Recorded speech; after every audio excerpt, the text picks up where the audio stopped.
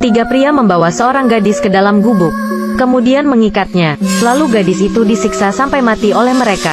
Dan pada saat yang sama, gadis itu tiba-tiba hamil. Mereka pun menjadi panik, karena ada legenda rakyat di desa tersebut. Jika seorang gadis hamil meninggal secara tidak terduga, dia akan menjadi hantu yang menyeramkan. Mereka pun takut jika gadis itu akan kembali untuk balas dendam.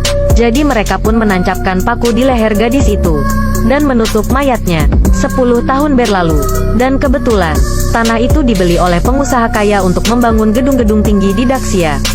Ekskavator pun melakukan penggalian, dan menemukan sesosok mayat berjenis kelamin perempuan. Dan pada saat itu, Weno melihatnya. Dia melihat paku jiwa yang telah lama hilang. Kemudian Lukas berencana memanggil polisi untuk menangani masalah tersebut. Namun, bosnya merampas teleponnya. Bosnya tidak ingin memanggil polisi, karena tidak ingin hal tersebut menyebar. Dia pun meminta Yuki untuk membakar mayat itu, dan memberinya beberapa ratus ribu. Yuki pun tak bisa menolaknya. Yuki pun segera membawa mayat wanita itu ke hutan.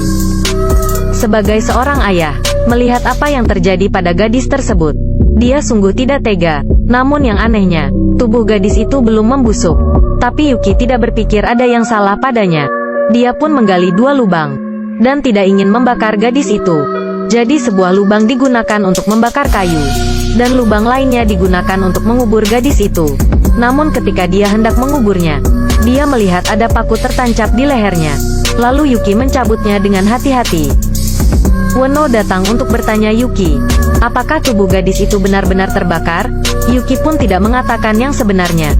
Setelah mengetahuinya, Weno pun pergi tidur dengan tenang, dan tidak memikirkannya. Yuki telah terjerat oleh gadis itu, tapi gadis itu tidak menyakitinya. Setelah dia pergi tidur, gadis itu bersembunyi di bawah tempat tidur dengan tenang, dan dia hanya ingin melindungi Yuki diam-diam. Namun pada keesokan harinya, ketika Lukas sedang makan, tiba-tiba dia memakan paku besi dan memuntahkannya. Kemudian Weno membawa paku itu kembali ke asrama untuk diperiksa. Tanpa diduga, paku itu tiba-tiba mulai bergerak.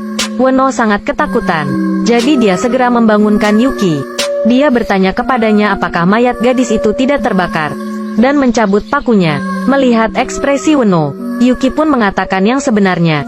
Setelah Weno mengetahui kebenarannya, dia pun memarahi Yuki karena melakukan kesalahan yang besar.